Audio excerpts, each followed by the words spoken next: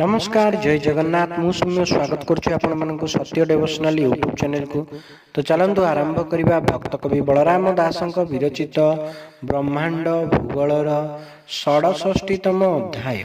अर्जुन उवाच अर्जुन होई कृत कृत्य तुम्भ गलारे से लंबित ताहाकु वैजयंती कही पुछई कृष्ण मुख चाई से माल जेते कचरित तुम्भ गलारे से लंबित श्री भगवान वाच शुण अर्जुन मन देई गोलकपुरे नित्य कही विराज निज स्थान से नित्य तहिरे विश्रामयी विराट शरीर विस्तार 14 माला ता गलार आंबे ता ठारू तऊ जात से निराकार आंब तात तही जेतेक सखी छंती वैजयंती से अटंती जात करिबा बेले सेई तांक गलारू माला नेई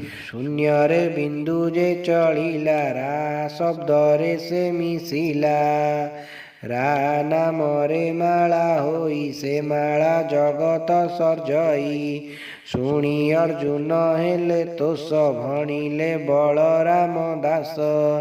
इति श्री ब्रह्मांड भूगोल वर्णने हरि अर्जुन संवादे 67तम अध्याय समाप्त।